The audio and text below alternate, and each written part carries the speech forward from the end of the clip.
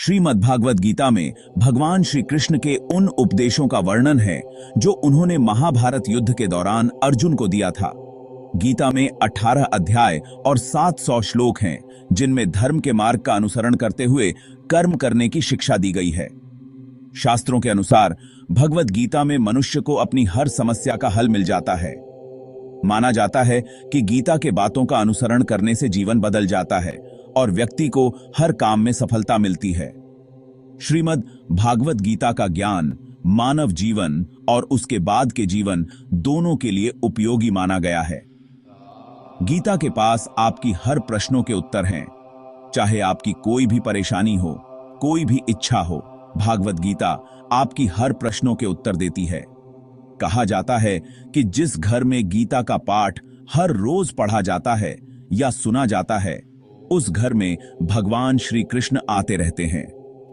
इसीलिए भगवान श्री कृष्ण की इन विचारों को आप हर रोज रात को सोने से पहले जरूर सुने। श्रीमद् भागवत गीता साक्षात भगवान के दिव्य वाणी है। श्रीमद् भागवत गीता के महिमा अपार है, इसका वर्णन कोई नहीं कर सकता। भगवान श्री कृष्ण कहते हैं, मैं सभी प्राणियों के हृदय में स्थित आत्मा हूं। मैं ही सभी प्राणियों का आदि, मध्य और अंत भी हूं। मैंने ही इस सृष्टि की रचना की है। मैं ही इसका पालन पोषण करता हूं और मैं ही इस सृष्टि का विनाश और अंत करता हूं। भगवान श्री कृष्ण कहते हैं कि मनुष्य को स्वयं को ईश्वर में लीन कर देना चाहिए, क्योंकि ईश्वर के सिवाय मनुष्य का कोई नहीं होता है। इसके साथ ही यह मानकर कर्म करना चाहिए कि वह भी किसी का नहीं है। भगवान श्री कृष्ण कहते हैं, कर्मण्येवाधिकारस्ते मां फलेषु कदाचन। हमें केवल अपने कर्म पर ध्यान देना चाहिए, उसके फल की चिंता नहीं करनी चाहिए। यह उपदेश विशेष रूप से आज के युग में बहुत महत्वपूर्ण है, जब हम हर काम में परिणाम की जल्दबाजी में रहते हैं। इस सिद्धांत के अनुसार जब हम निस्वार्थ भाव से काम करते हैं और फल की अपेक्षा नहीं रखते, तो हम आत्मिक शांति प्राप्त कर सकते हैं। अगर हम यह समझ लें कि जीवन की सार्थकता कर्म करने में है, परिणाम की चिंता करने में नहीं, तो यह सिद्धांत हमारी मानसिक और भावनात्मक स्थिरता को बढ़ा सकता है। इससे हमारी कार्यक्षमता बढ़ती है और हम निराशा से मुक्त होते हैं। श्री कृष्ण ने गीता में आत्मा के अमरत्व को स्पष्ट किया है। न जायते म्रियते व कदाचिन। आत्मा न कभी जन्म लेती है, न ही कभी मरती है। यह शरीर बदलता है, पर आत्मा हमेशा एक ही रहती है। यह उपदेश हमें यह सिखाता है कि जीवन और मृत्यु के चक्र से डरने की आवश्यकता नहीं है, क्योंकि हमारी आत्मा अनंत और शाश्वत है। इस बात को समझने से हमें जीवन के प्रति एक नई दृष्टि मिलती है। मृत्यु को अंत मानने के बजाय इसे आत्मा की यात्रा के एक पड़ाव के रूप में देखना हमें भय से मुक्त करता है। यह उपदेश जीवन के भौतिक और मानसिक बोझ को हल्का करता है। यदि हम यह समझें कि आत्मा अमर है, तो हम अपने जीवन में आई परेशानियों और बिछड़ने के दर्द को सहन कर सकते हैं। गीता में भगवान श्री कृष्ण कहते हैं, मनुष्य स्वयं का मित्र और शत्रु दोनों होता है। इसका अर्थ यह है कि यदि आप अपने मन पर काबू रखते हैं, तो आप अपने सबसे अच्छे मित्र बन जाते हैं। पर यदि आप इसे नियंत्रित नहीं कर पाते, तो यह आपका सबसे बड़ा शत्रु बन जाता है। इस उपदेश ने लोगों को सिखाया कि मन को नियंत्रित करना जीवन में सफलता प्राप्त करने की पहली सीढ़ी है। हमारा मन हर समय इधर उधर भागता रहता है, लेकिन ध्यान और आत्म संयम के माध्यम से हम इसे काबू में रख सकते हैं। जब हम अपने मन पर नियंत्रण कर लेते हैं, तो हमें मानसिक शांति और आत्म संतुलन प्राप्त होता है। मन को संयमित करके हम अपने जीवन को सकारात्मक रूप से बदल सकते हैं। श्री कृष्ण गीता में सिखाते हैं, समत्वम योग उच्यते, अर्थात हमें सुख दुख, लाभ हानि, जय पराजय में समभाव रखना चाहिए। इस उपदेश ने लोगों को यह सिखाया कि असल जीवन की चुनौतियों में धैर्य और संतुलन बनाए रखना ही जीवन की सच्ची कुशलता है। सफलता और असफलता दोनों अस्थायी हैं, लेकिन उनका प्रभाव हम पर लंबे समय तक रह सकता है। अगर हम हर परिस्थिति में संभाव बनाए रखते हैं, तो हमारा जीवन संतुलित और स्थिर बना रहता है। संभाव के अभ्यास से हम अपने मानसिक और भावनात्मक स्थिरता को बरकरार रख सकते हैं, चाहे कैसी भी परिस्थितियां हों। श्री कृष्ण ने कहा है, पत्रम पुष्पम फलम तोयम यो मे भक्त्या प्रयच्छति। इसका अर्थ है कि ईश्वर केवल भक्ति और प्रेम को स्वीकारते हैं। हमें भव्य और दिखावटी पूजा की आवश्यकता नहीं होती। इस उपदेश ने सिखाया कि भक्ति का मार्ग ही सबसे सरल और प्रभावी मार्ग है ईश्वर तक पहुंचने का। जब हम सच्चे दिल से ईश्वर की भक्ति करते हैं तो वे हमारे साधारण से साधारण अर्पण को भी स्वीकार करते हैं।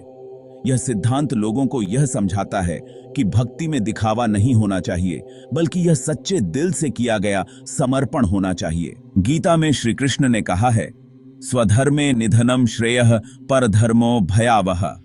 इसका मतलब है कि व्यक्ति के लिए अपने धर्म और कर्तव्य का पालन करना सर्वोच्च है, चाहे वह कितना ही कठिन क्यों न हो। इस शिक्षा का मतलब यह है कि हर व्यक्ति का एक विशिष्ट कर्तव्य होता है और उसे बिना डरे अपने कर्तव्य का पालन करना चाहिए। दूसरों के कार्य को अपनाने की कोशिश करने से हम असफल हो सकते हैं। गीता के इस उपदेश ने लोगों को उनकी जिम्मेदारियों का बोध कराया और जीवन में अपने कर्तव्यों के प्रति ईमानदार और दृढ़ रहने का महत्व बताया। स्वधर्म का पालन करते हुए हम जीवन में सच्चे अर्थों में सफलता और संतोष प्राप्त कर सकते हैं। मोह और माया से मुक्त होना। भगवान श्री कृष्ण गीता में बताया है कि मोह ही माया का सबसे बड़ा कारण है। मोह और माया से मुक्त होकर ही हम सच्चे ज्ञान और मुक्ति को प्राप्त कर सकते हैं। यह शिक्षा हमें यह सिखाती है कि दुनिया की भौतिक वस्तुएं जिनसे हम अक्सर मोह करते हैं अस्थायी होती हैं। उन पर निर्भर रहने से हम दुखी हो जाते हैं। मोह त्याग कर हम संसार के दुखों से मुक्त हो सकते हैं। माया से ऊपर उठकर ही हम सच्चे आत्मिक सुख को प्राप्त कर सकते हैं। गीता में भगवान श्री कृष्ण ने योग और आत्म संयम की महत्ता पर बल दिया है। योगः कर्मसु कौशलम। योग का मतलब केवल शारीरिक अभ्यास नहीं है, बल्कि यह मानसिक, भावनात्मक और आत्मिक संतुलन का साधन भी है। योग का अर्थ है अपने मन, इंद्रियों और भावनाओं को नियंत्रित करना। श्री कृष्ण ने गीता में कहा है कि योग के माध्यम से हम अपने कर्मों में कुशलता प्राप्त कर सकते हैं। योग सिर्फ शारीरिक क्रियाओं तक सीमित नहीं है, बल्कि यह आत्म संयम और मानसिक स्थिरता का मार्ग भी है। जब हम योग और ध्यान का अभ्यास करते हैं तो हमारा मन शांत और स्थिर हो जाता है। आत्म संयम से हम अपने जीवन में आने वाली चुनौतियों का सामना धैर्य और शांति से कर सकते हैं। योग और आत्म संयम से हम जीवन में किसी भी बाधा का सामना कर सकते हैं और एक शांतिपूर्ण जीवन जी सकते हैं। श्री कृष्ण गीता में कहते हैं कि अहंकार सबसे बड़ा शत्रु है। अहंकार से बड़ा कोई शत्रु नहीं है, और जब हम इसे अपने जीवन से बाहर कर देते हैं तभी हम सच्चे ज्ञान की प्राप्ति कर सकते हैं। अहंकार हमें सत्य से दूर करता है और हमें भ्रमित करता है। इस उपदेश ने सिखाया कि विनम्रता से बड़ा कोई गुण नहीं है। अहंकार को त्याग कर ही हम सही मायने में एक बेहतर इंसान बन सकते हैं। जब हम अपने जीवन में विनम्रता और सेवा का भाव रखते हैं तभी हम सच्ची शांति प्राप्त कर सकते हैं। तभी हम सच्ची अहंकार त्याग कर हम दूसरों से जुड़ सकते हैं और हमारा जीवन अधिक सजीव और सार्थक हो जाता है। पूर्ण समर्पण का महत्व। श्री कृष्ण गीता में अंत में कहते हैं, सर्वधर्मान परित्यज्य मामेकम शरणम व्रज।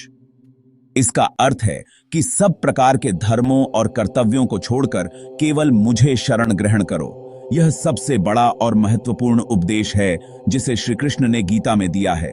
पूर्ण समर्पण हमें जीवन के कठिन क्षणों में भी शांति और स्थिरता प्रदान करता है, क्योंकि जब हम ईश्वर पर भरोसा करते हैं तो हमें हर मुश्किल का हल मिलता है। तो दोस्तों, ये थे श्रीमद् भागवत गीता के अमूल्य उपदेश जो न केवल हमारी आध्यात्मिक यात्रा को बल देते हैं, बल्कि हमारे दैनिक जीवन को भी दिशा देते हैं। अगर हम इन उपदेशों को अपने जीवन में उतार लें तो न केवल हम मानसिक और भावनात्मक शांति पा सकते हैं, बल्कि जीवन में आने वाली हर कठिनाई का डटकर सामना कर सकते हैं। यदि आपको यह वीडियो पसंद आया हो तो इसे लाइक और शेयर करना न भूलें और हमारे चैनल को सब्सक्राइब करें ताकि हम आपके लिए और भी ऐसे ज्ञानवर्धक वीडियो ला सकें। धन्यवाद। जय श्री कृष्ण।